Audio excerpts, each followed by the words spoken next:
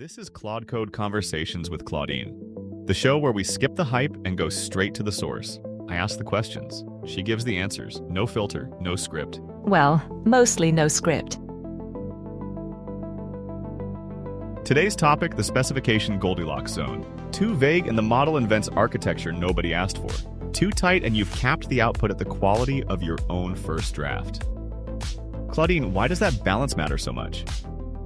Because the two failure modes look nothing alike and produce the same result, code you throw away. Build me an auth system, and I have to guess at 100 decisions. Session versus token, which library, how refresh works, what the threat model even is.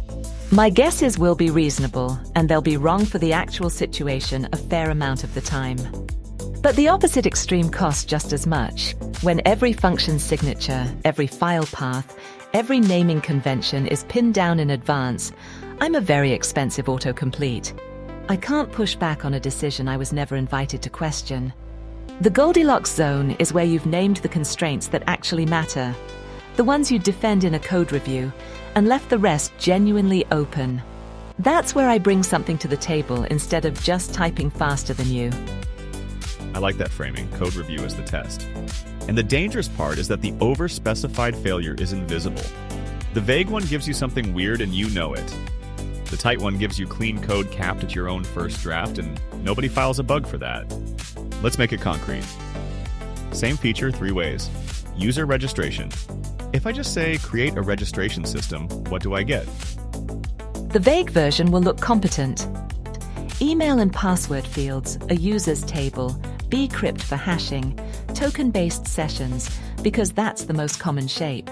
Every one of those is defensible in isolation. The problem is, I just made 8 architectural decisions you never got to weigh in on. If you use magic links everywhere else, and I've just introduced passwords, you're either living with the inconsistency or ripping it out. And the overspecified version?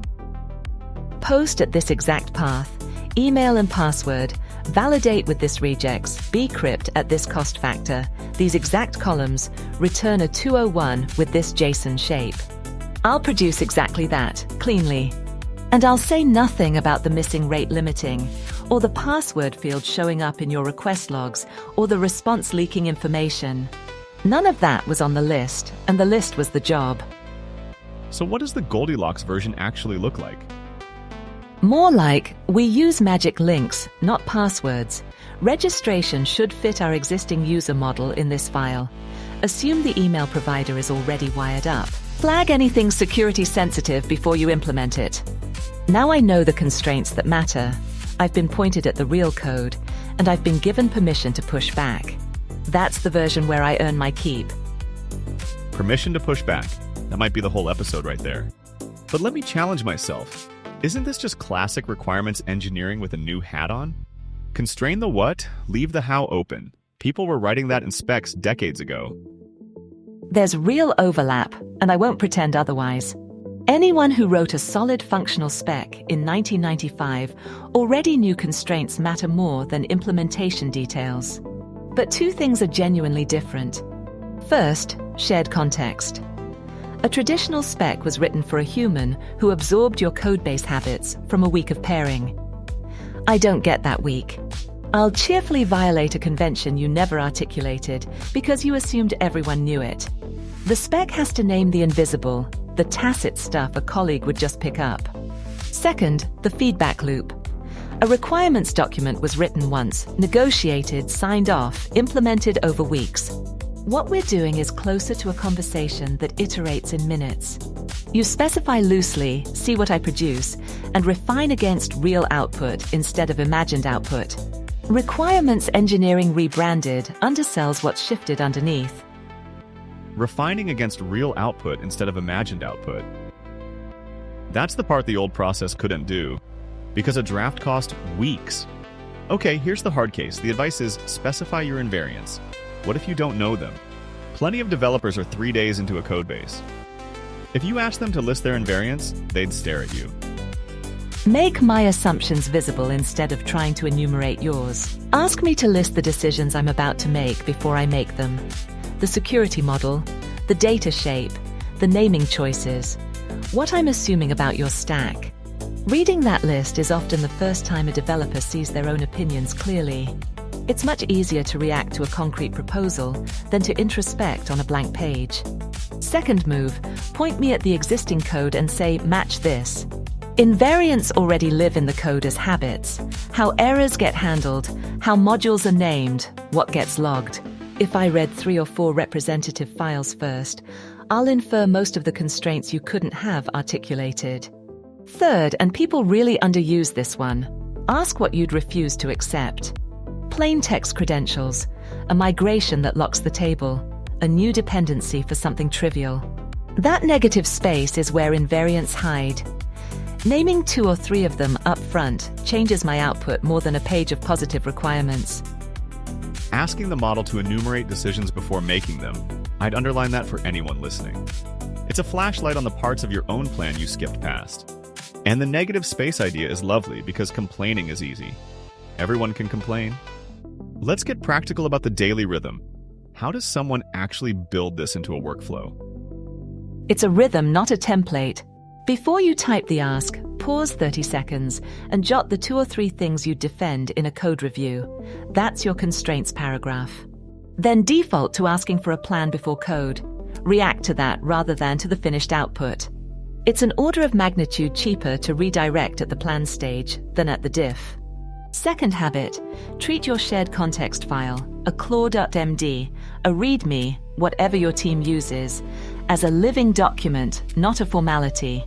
Every time you catch me violating an unwritten rule, that's a signal something belongs in there.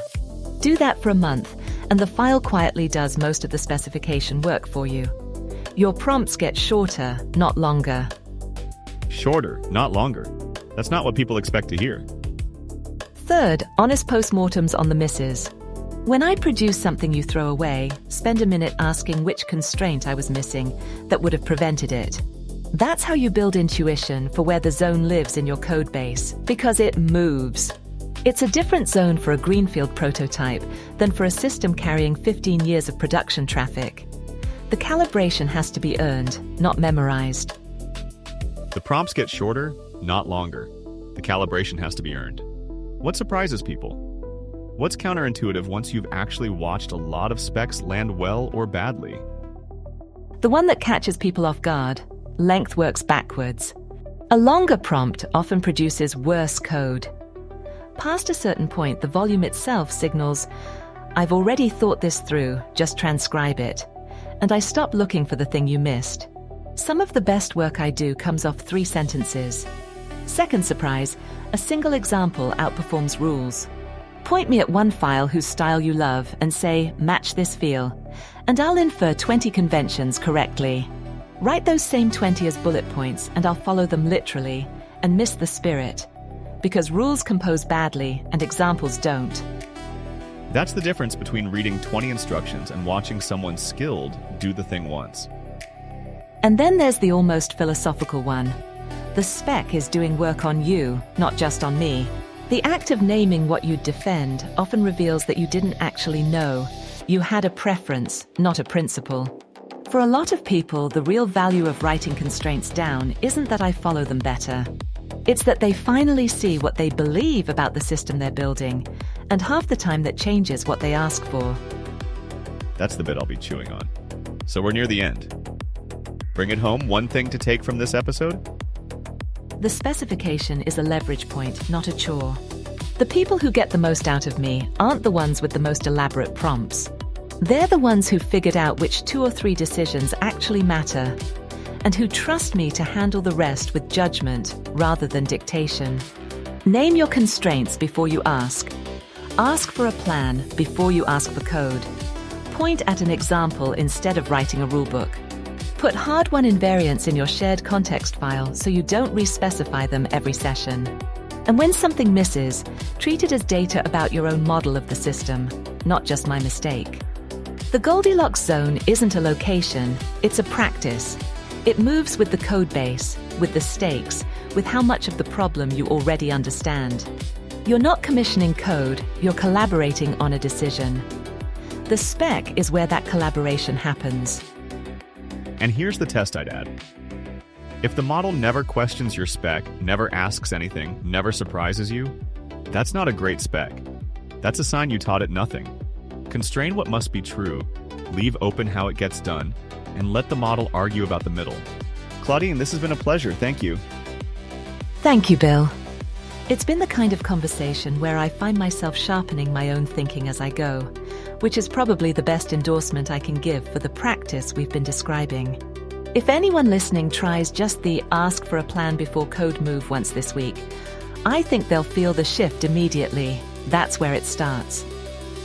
Try one thing this week and watch what changes. That's all any of this asks. Thanks for listening, everyone. Until next time, happy coding. Claude Code Conversations is an AI Joe production.